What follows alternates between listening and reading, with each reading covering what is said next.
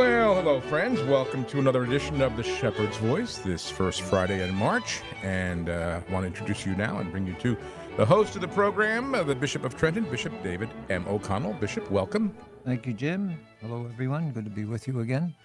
I say Happy Lent, I suppose. Happy Lent. Blessed Lent. That's what I use that expression. Better expression. Blessed Lent. Blessed Lent. Okay. Well, of course, the whole world's attention in these days is on the Ukraine and the terrible conflict there and situation there. Yeah.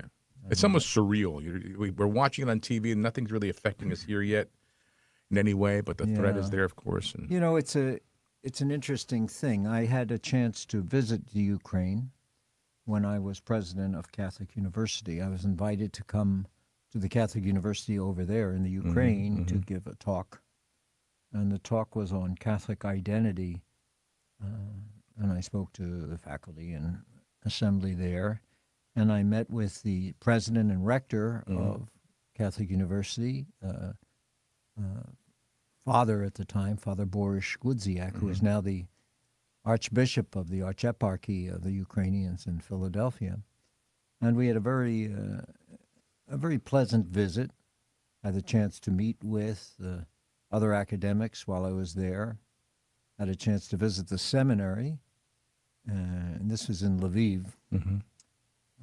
Seminary was filled with seminarians. I mean, all you saw were black cassocks, in the room, and I had a chance to greet some of these young men preparing for the priesthood there, and had the chance to celebrate the Divine Liturgy, the Ukrainian Mass, the Liturgy of St. John the Divine, and had a chance to really visit in the town of Lviv and see what the people, see what life was like there. And it was really, it because of that visit and that memory, it kind of touches my heart because I have a connection, historical connection to the Ukraine from my own visit there. And so I've really been very conscious in these days of praying every chance I get for the people of Ukraine, for its leadership, which has been so courageous, but for the people, for the faithful, for the Catholics, and for all the people of the Ukraine, that God might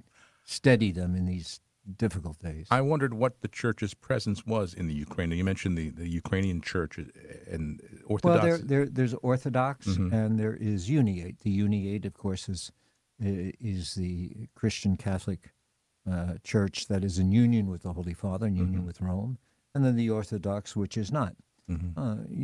Much of the theological traditions and many of the liturgical traditions are very similar.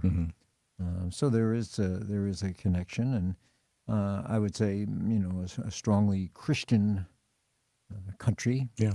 Although there's a significant presence of Jews and Muslims there as well. Well, the president is Jewish, President Zelensky. Zelensky, yes, is Jewish. He has, of course, a very interesting history. I've been watching in some internet presentations of his earlier life. He was a comedian and apparently a dancer. He was on their version of Dancing with the Stars.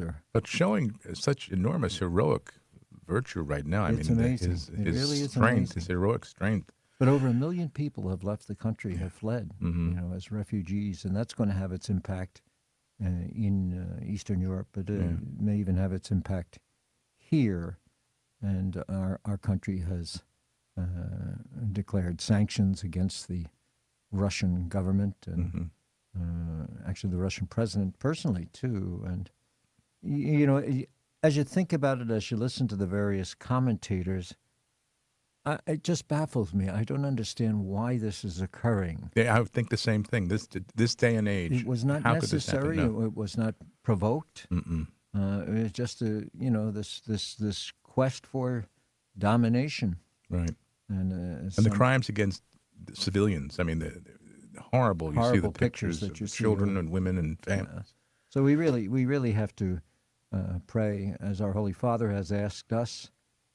I spoke of this on Ash Wednesday at the Cathedral and asked the people to pray and offer their prayer and fasting on Ash Wednesday, as the Holy Father requested, for the cause of peace, especially peace in the Ukraine. And I think of that prayer, which you'll be saying later today, the Subtuum, ancient prayer, to ask our Blessed Mother's intervention for the people of the Ukraine. And that's really, our hearts go out to the people, the ones who suffer, and you see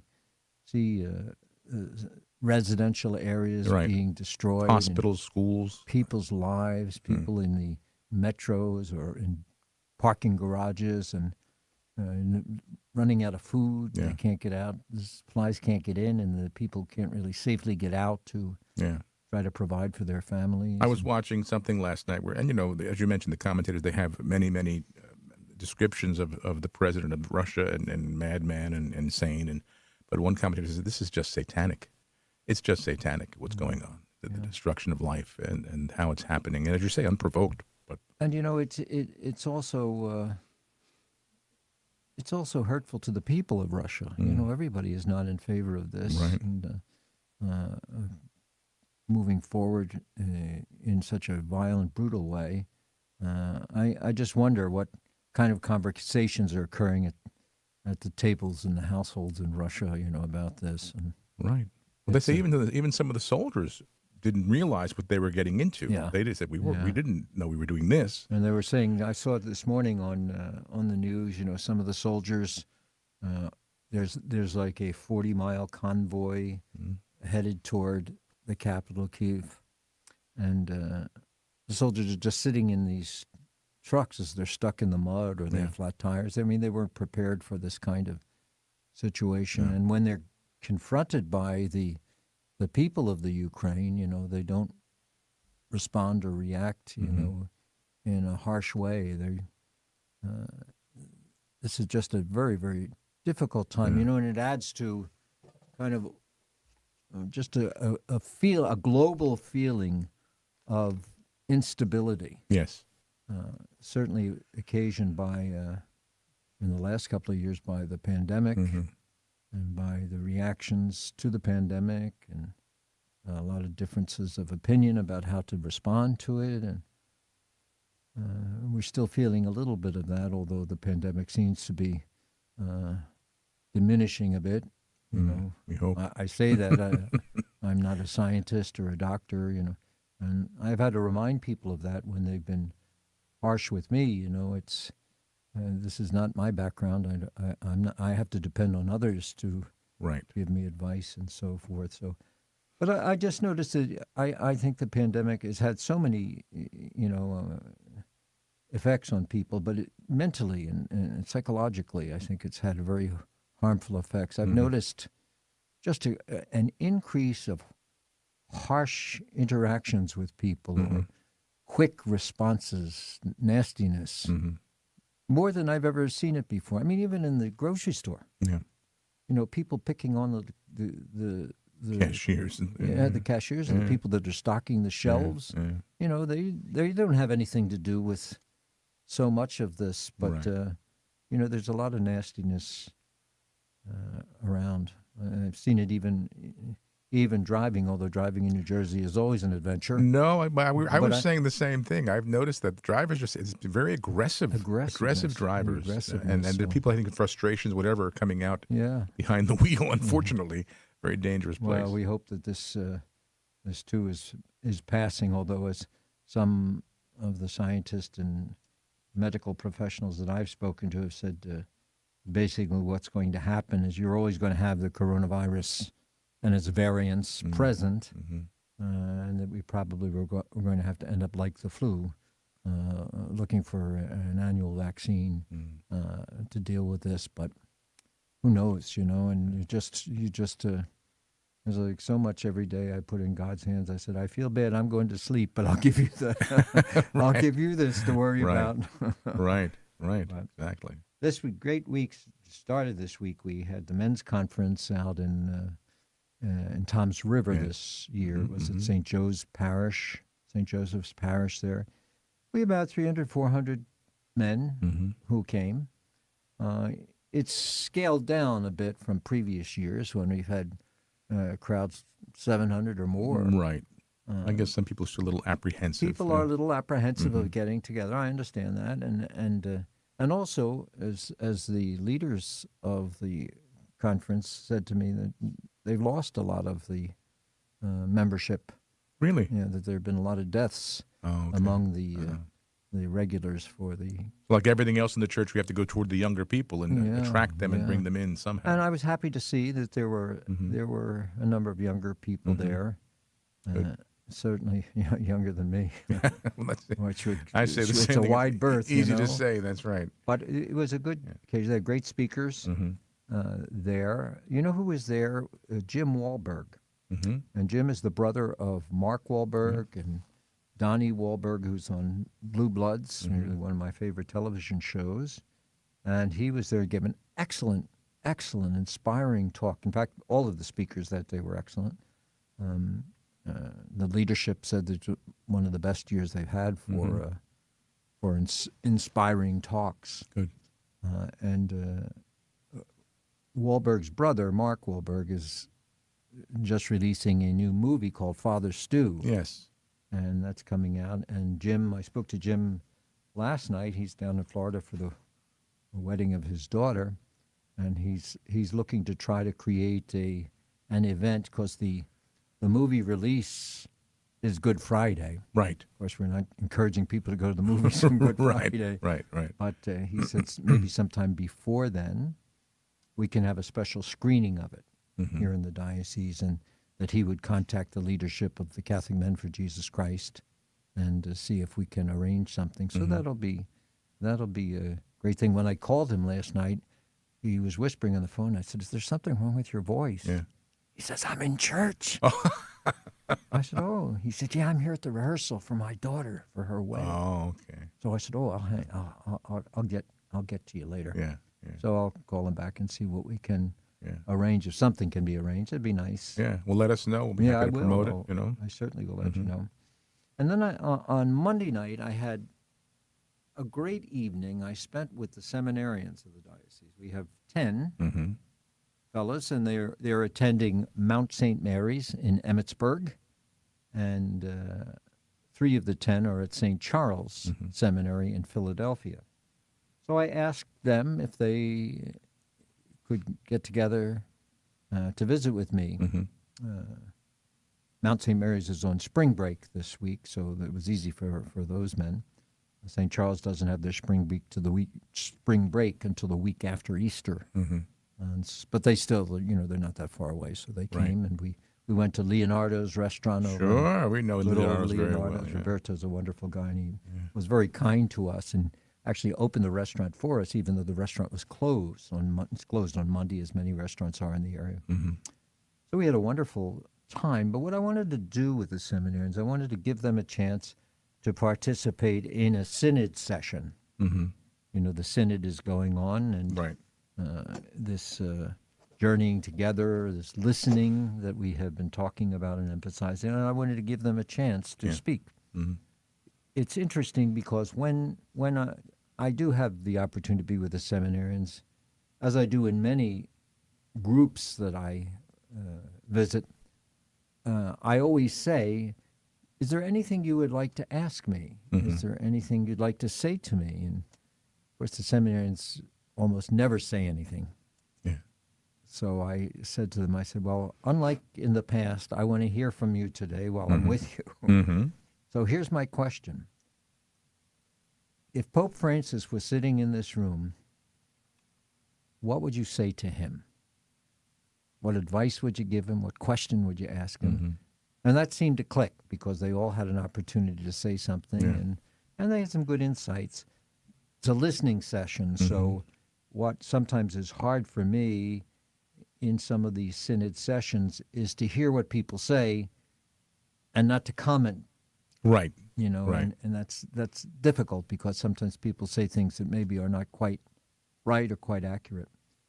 The largest concern of the 10 seminarians, however, it was interesting. He said, they just find in their various apostolic works or things that they do, outreach from the seminary, the lack of real good instruction in the faith. That people don't really understand the faith, what the faith is, what the church teaches, and why. And it's very difficult. And they said that they're sensing, these are the seminarians, Mm-hmm. the Maple people really don't care. Mm. And that's a sad thing, especially for these young men who are preparing to, Yeah. take our place and, Right. Right. and lead the church in parishes and other institutions and organizations. So I found the conversation interesting. People don't care to learn, or They people just don't care. They just don't care. Don't care. It's not that important to them. Mm. It doesn't affect their lives. That's what they're encountering. I have some similar experience, but not as much as they. I didn't give it as much attention or as much emphasis as they do, because I don't find it completely pervasive, but I do find it that there is a lack of understanding of the faith. And I've often said, that my parents' generation seemed to have a better grasp of the basic tenets of the Catholic faith. In my generation, our generation, Jim, we're kind of the last of the Baltimore Catechism crowd. Right. We And were then- through the transition there. Then our children, less so, and the generations coming after, the generation or two that have come after us, maybe don't pay as much attention to some of the things, or not given the exposure or experience of some of the things that we did. Anyway, it was a good session, and we had a wonderful dinner and a good time socializing. I think it's very important for the bishop to be with his seminarians, for let them get to know him, and for him to know them. I know a lot about them anyway because of their applications and contact with them over the years. But there always is a little distance from the bishop, and I just think it's very important that they have some opportunity to speak to me, and gives them the opportunity, if they want to see me privately about something, to have a chance to encourage them. So they're happy and they're well. It's a very good group of men, and I look forward to their continuing service of the church as they move up the ranks toward the priesthood. Will there be any ordinations this year? We have an ordination to the diaconate. Okay. Kevin Urchenko. Actually, he was a student at Catholic U, not in my time, but after my time. And he'll be ordained to the diaconate in May, along with the candidates for the permanent diaconate. And we'll do both ordinations together. And then he'll be given his pastoral assignment. I also wanted to talk to the seminarians a little bit about the program of priestly formation, which is under revision. And, the Bishops' Conference of the United States kind of sets the framework for how we approach seminary formation and seminary training. And there is a 6th edition of the program itself. It's not been finally approved by the Holy See, but we have glimpses of what it will entail, and there will be some changes in the movement through the seminary, and the time and what kinds of things will be offered. So I wanted to make sure that they were aware of that. And it was just a good session with them. And then, of course, in the diocese, throughout the diocese, the work of the Synod continues. We began the Synod promptly on October 17th with a decree and with Mass in the cathedral, with the appointment of 2 co-chairs, Mary Liz Ivins, who was the former principal and president of Notre Dame High School, and Deacon Pat Brannigan, who used to be the head of the New Jersey Catholic Conference, the director, and is a deacon at St. James Parish in Pennington. And so they have been traveling around, training people for these so-called listening sessions.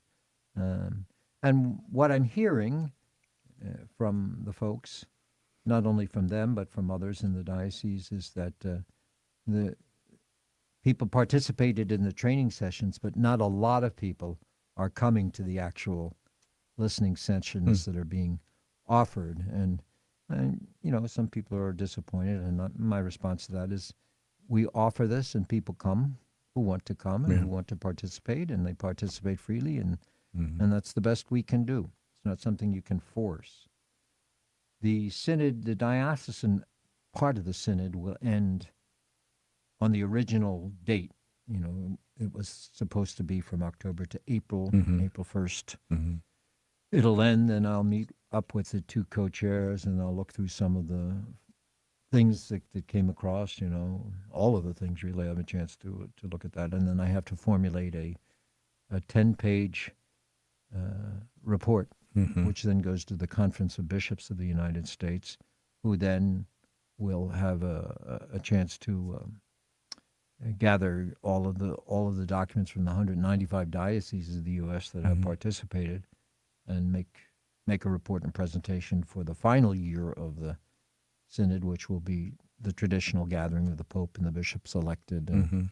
others who have been bishops and non-bishops who are appointed to the Synod. So it'll be interesting to see what comes about. Synods have been in the church since the Mhm. early centuries. They've taken different forms and different shapes.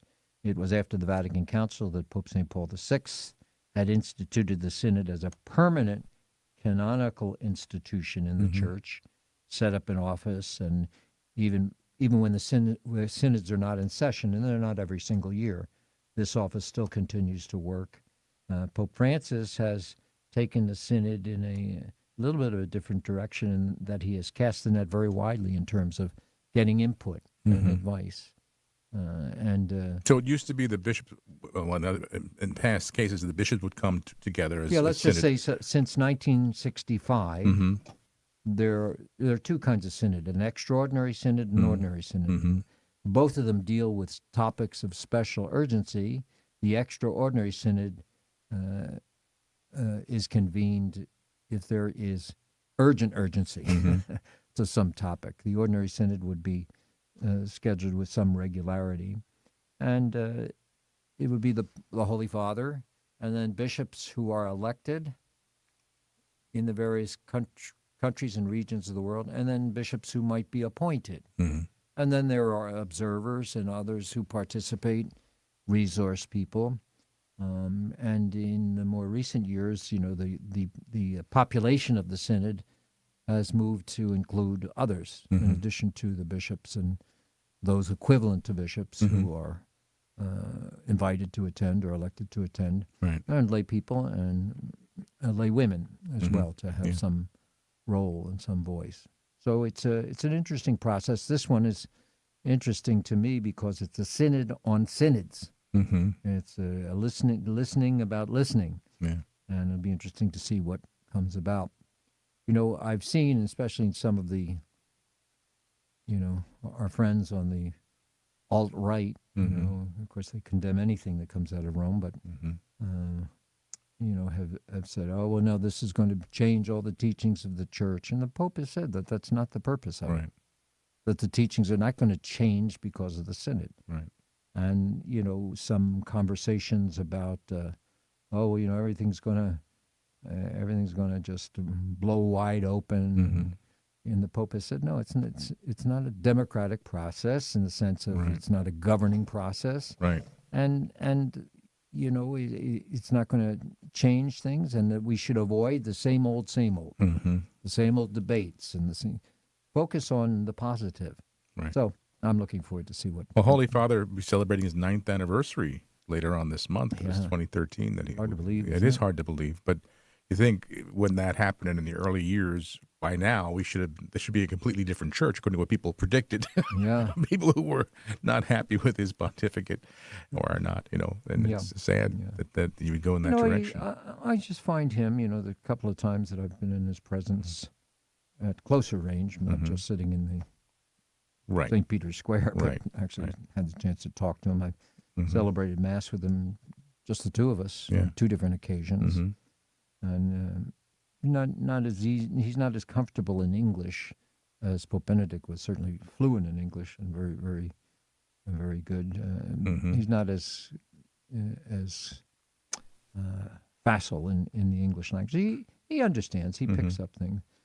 He's a serious man, and I know a lot of times you see him portrayed smiling and kissing babies and all of that, but he's a pretty serious fellow. And I even found in the last Ad Limina visit, which was in Thanksgiving of 2019, very intense and a careful listener. And we each had a chance, each bishop had a chance to ask him anything. And I certainly did at that time. Yeah. So we'll see what happens as a result of that. We find ourselves, as of Wednesday, here in the season of Lent. Yes. I was looking forward to the season of Lent, believe it or not. It gives me a chance really to kind of take stock. Yeah. And I hope that's what all of us are approach this time. You know, if you haven't made resolutions or plans for Lent, it's not too late. Right. So give it some thought. It's a traditional period of penance for sin. It's 40 days. It commemorates Christ's 40 days in the desert when he confronted head-on the temptations of Satan in the desert. This before his public ministry. Lent has had an interesting development over the church's long history.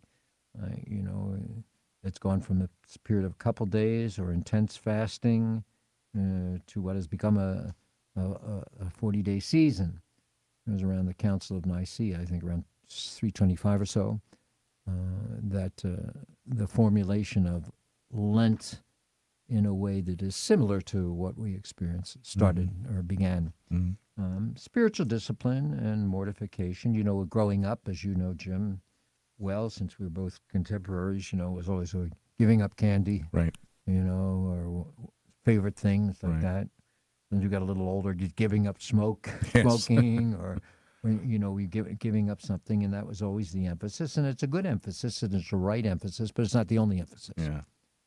Since in past couple of decades, more attention is paid to doing something, not only just giving up, but giving something. And that is a traditional triad, prayer, fasting, and almsgiving.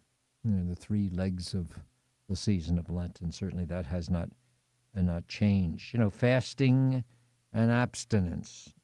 We don't have a lot of days of fast and abstinence in the church anymore.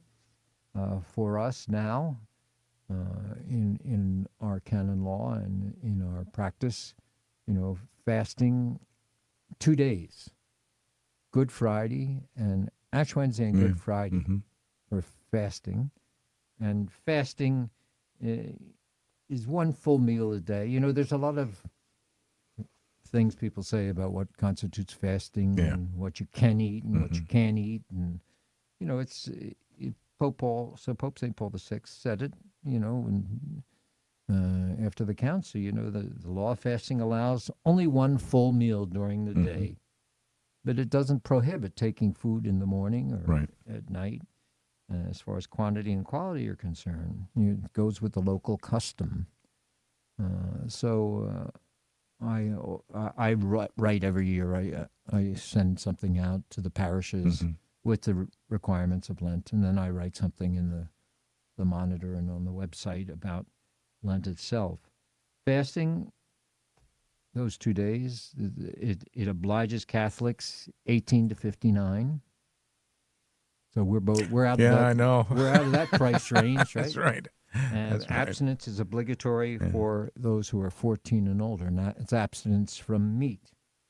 And I think the point here is that there should be some actual penance. Right. Doesn't mean you go out and have the captain's feast at Red Lobster. Yeah, I know. I remember one time being in a parish where the pastor, we had the fast on Good Friday, and then after the Good Friday service, took us out for Big Lobster dinner. I mean, it's kind of scandalous in a way, but I guess I could have said no, I didn't. But so the fast and Fridays of Lent are abstinence, with the exception this year of March 25th, the Feast of the Solemnity of the Annunciation of the Lord. Canon law says that in the days like that, major feast, for example, Annunciation or the Feast of St. Joseph, that the law itself dispenses from abstinence. But other than that, we still obtain and maintain it. This first Sunday of Lent coming up, Saturday, Sunday, we say Sunday of Lent, but it includes the vigil on Saturday. Right. I'll be over at Sacred Heart Church in Trenton and celebrating Mass for the parish there. And also it's a celebration of the conferral of papal honors to the pastor there, Father Dennis Appledight, now Monsignor Dennis Oh, okay. Appledight. And so I'll have the chance to present him with a certificate from the Holy Father and congratulate him in the midst of his parish. You know, when someone is named a Monsignor, it's an honor for them, of course. Sure. It's a recognition for them, but it's also a recognition for the parish, and Yeah. it's an honor for the parish as Sure. well. And so there will be a nice celebration there this coming Mm-hmm. weekend, and I'm delighted to be able to participate in that. I'll be going to a different parish each Sunday of Lent, Mm-hmm. now that the last 2 years of pandemic seem to have subsided a little bit. Mm-hmm. I'll renew my custom of going to a different parish each Sunday of Lent and throughout Holy Week this year. You know, the church, as I've said in many times, and I want to say something about this because I don't think people really understand the structure of the church,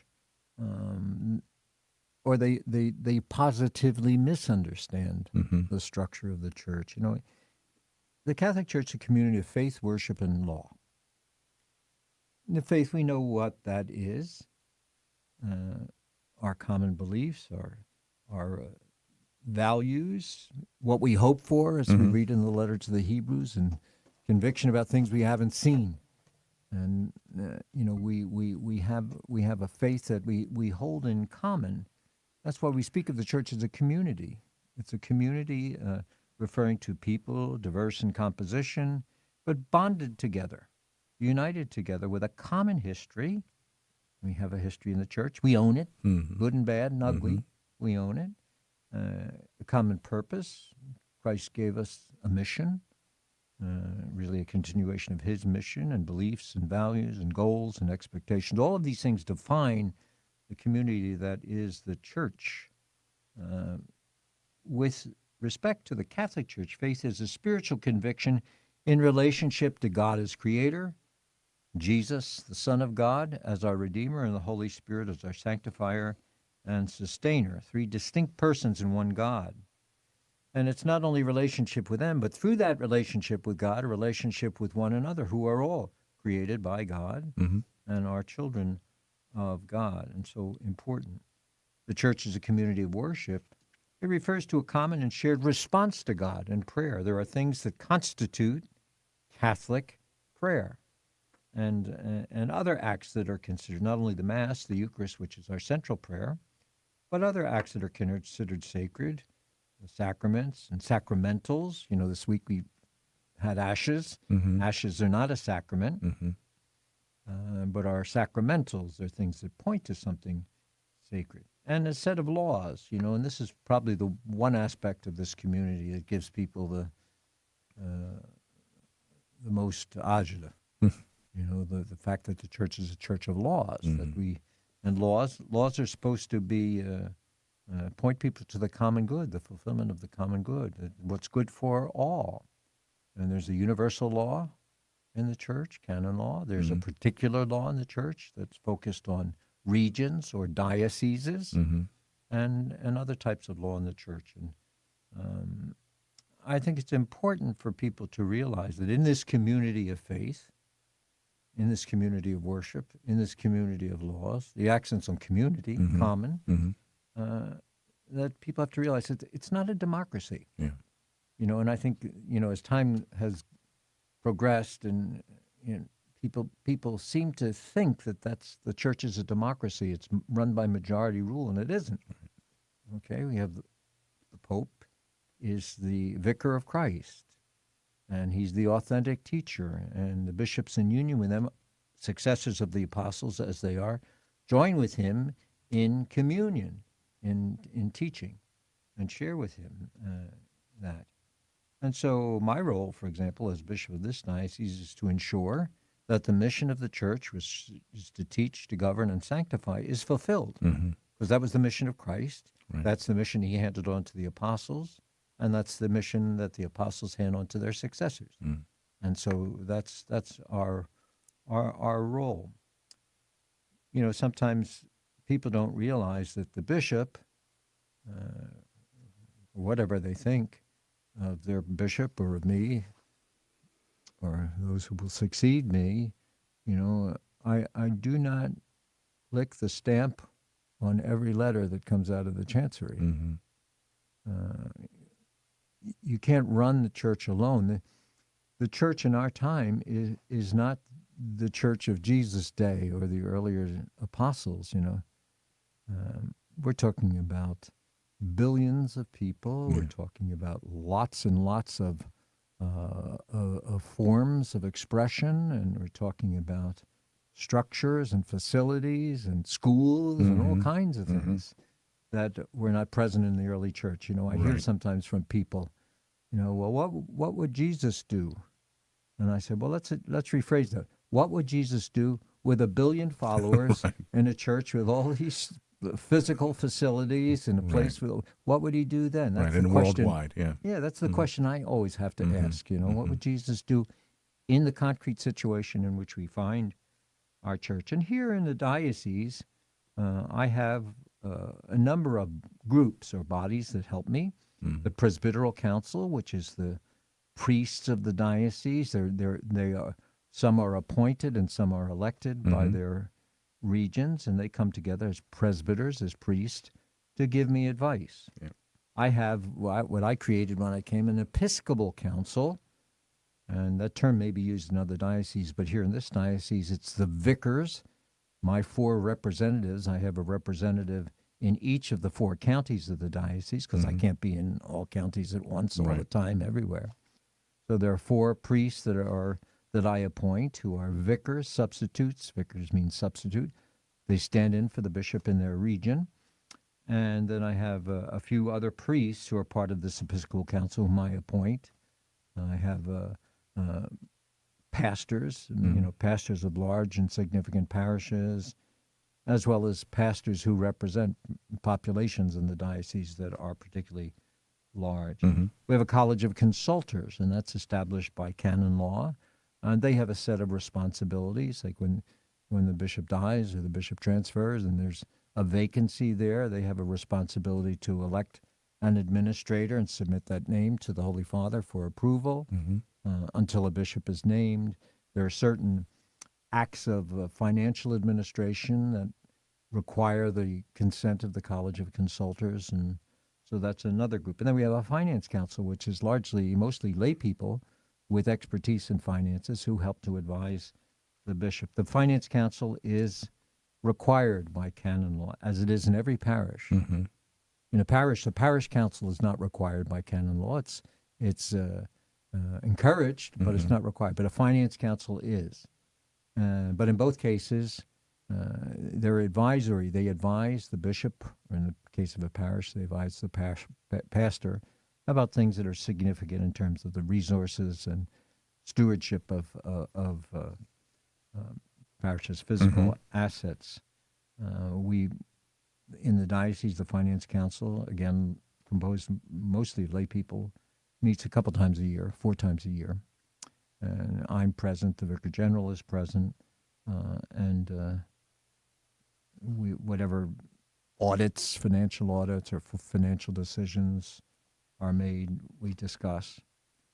We work in the chancery, called the Pastoral Center, but I kind of refocused it on that name, chancery, because that's what it is.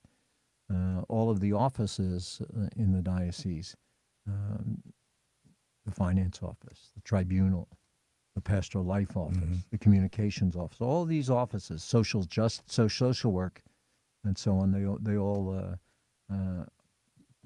work in the chancery. The main offices are in the chancery, and they assist me with a lot of these things. I don't think you can find a bishop who has perfect competency in everything. Right. And I certainly don't have competency, and I depend on other people to help. And one of the things that supports the work of the chancery, which again is work for the parishes in the diocese, is the annual appeal, which we launched a couple Sundays ago. This year our theme is "What's Love Got to Do with It?" And the answer is everything. And so we try to demonstrate that to the faithful, that we need their generosity and their help to continue to support because we don't have any other sources of support. Right. I know that feeling. Other than that.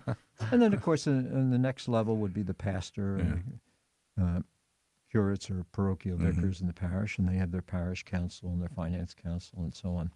So there is a structure, and it's a structure that largely is governed by the law of the church. Right. And it's governed by the law of the church to support the common good of the church and to continue to promote and foster the development of faith in the diocese. And people have to understand what it is. You know, people these days, you know, they have this attitude, well, I'm going right to the top. I'm not going to talk to my pastor, and I'm not going to talk to anybody. I'm going to write right to the bishop. And when I get their letter, I read it, and as I do, unless it's unsigned. If it's unsigned, as I've said many times, I don't read it. But if it's a signed letter, I'll read it, and then I send it to the office that deals with it. Yeah. You know, it's because I couldn't possibly do everything in a diocese myself. You know? I exercise vigilance and supervisory role, and when necessary, determined by canon law, I exercise direct jurisdiction, but I depend on others for help, and that's what we deal with. If we have time, I may say a little bit more about that. Rite of election is this week, this Sunday at the Co-Cathedral of Freehold, 3 p.m. All of those in the diocese who've been participating in the rite of Christian initiation and who intend to be baptized or confirmed or receive First Holy Communion, or all three, come to the Co-Cathedral, and their names are written in the book of the elect. This is kind of like the last phase before they are brought into the church. We have catechumens. Catechumens are those who have not been baptized, and so they'll receive baptism and confirmation and First Holy Communion at the Easter Vigil. And their pastor or those who prepared them are delegated to confer those sacraments. I will do that in a parish. This year I'll be at St. Paul's in Princeton for the Easter Vigil. And in addition to the catechumens, there are what are called candidates. Those are people who have been baptized, validly baptized in another faith communion, but are moving into the Catholic Church. So you have the catechumens and the candidates come together, and their names are enrolled in the book of the elect, and they move forward in these last few weeks for the final preparation for full union with the church. So they call that the rite of election, the elect. They're the elect of God, and the bishop, this rite of election is done in the presence of the bishop, who is the official witness for the diocese and all its parishes. I think maybe this year we maybe had about 45 parishes out of 100 that or 99 that will be participating in that. It's a beautiful day.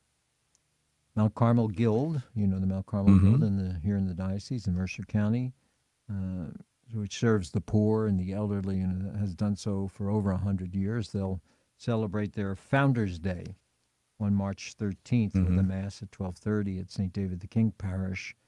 The founder, of course, is my predecessor, Bishop Walsh, who established this great entity to serve the poor. As the month goes on, of course, St. Patrick's Day on the 17th, St. Joseph's Day on the Which 9th, is not a Friday this year. Which is not a Friday, but I'm still getting requests for dispensations from the fast on Friday. Amazing. We have our Priest Spirituality Day. We do that twice a year in Advent and in Lent. And it's an opportunity for the priests to come together. We bring in a speaker this March 23rd. It will be Father Kevin Mullen, who is the provincial of the Franciscan Fathers, the priests who are stationed in Long Beach Island. Their superior. I've asked him if he would come and give a talk to all the priests of the diocese, and he's a great fellow, good sense of humor, and I'm sure the guys will enjoy listening to him. And then we have a meal together, which is so important, the fraternity of the priests, and then the opportunity for the sacrament of penance.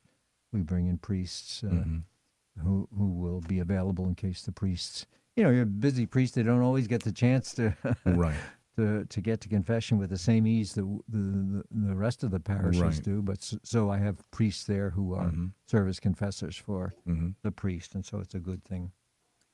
March 25th, already I mentioned that this was the Feast of the Annunciation of the Lord. And the Holy See, Pope Francis in 2014 established this initiative called 24 Hours for the Lord. Mm-hmm. And the emphasis is on offering extra time for the sacrament of penance, for confession to be offered. And we've had a good response from the parishes. We have sites in all 4 counties where priest will be available for more time. Mostly not 24 hours. That's not always practical and possible, but extra time for confession. So I encourage you to look in your parish bulletins, look at the monitor. There'll be a schedule, a posting there of all the parishes that are having this. And we've gotten a good response in the past. This year the motto is, through him we have forgiveness.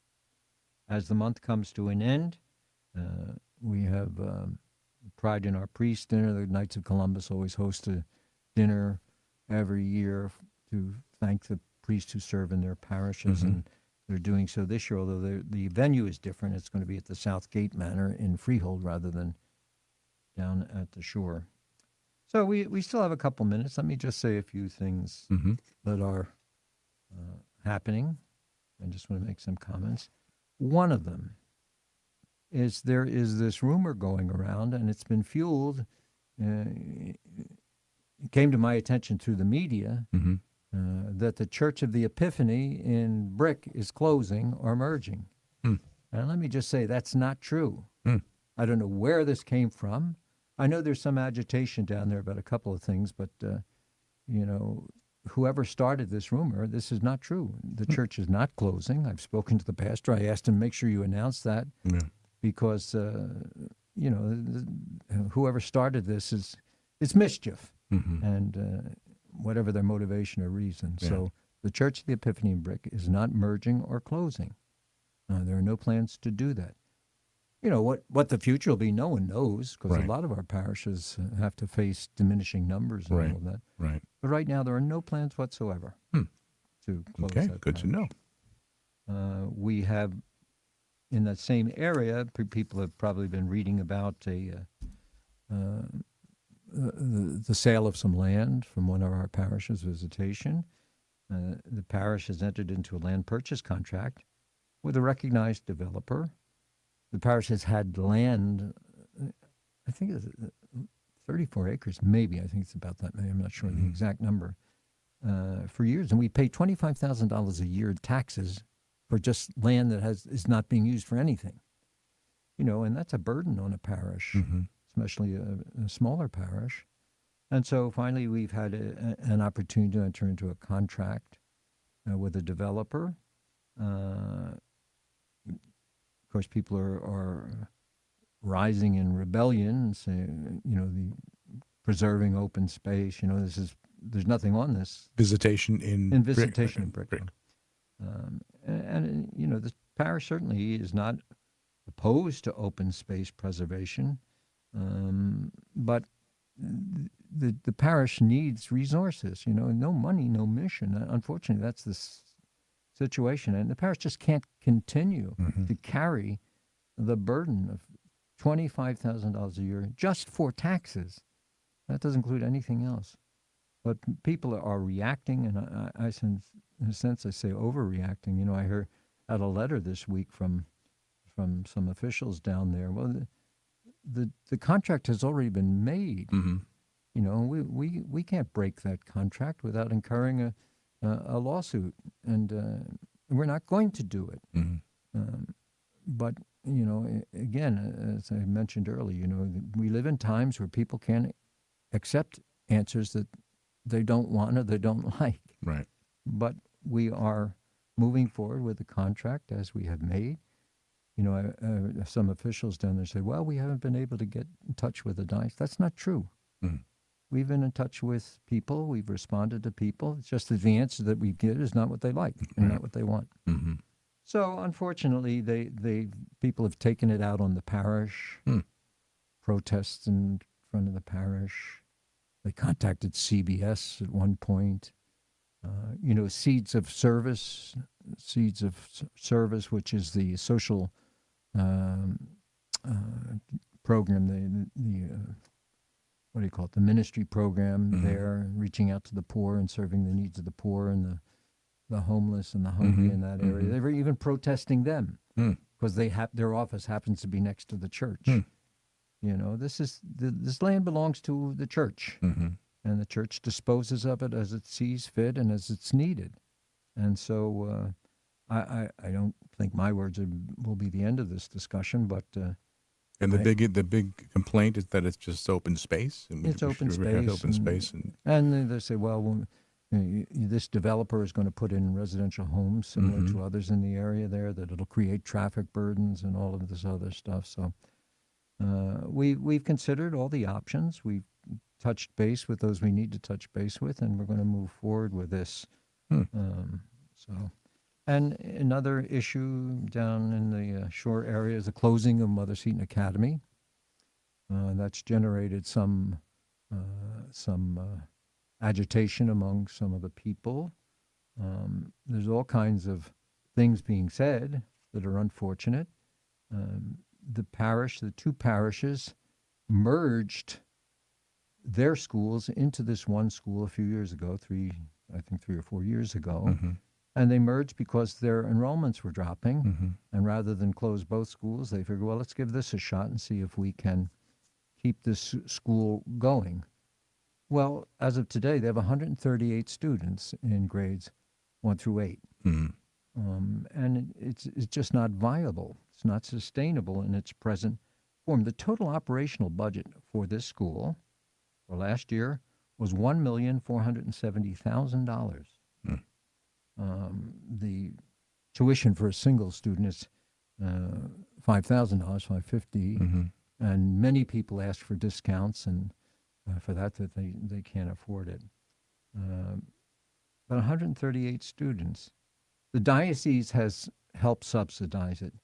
The parishes have helped subsidize the school, but they can't continue to do it. The parishes have a lot of other burdens, financial and otherwise.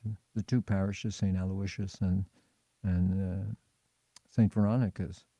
And so the pastors came to me and they said, Bishop, and they brought the numbers and they brought their budgets and showed it to me, and very sincere. You know, none of us want to close this school. Right. The last resort. Right. We don't want to close, but it's just not viable. Yeah.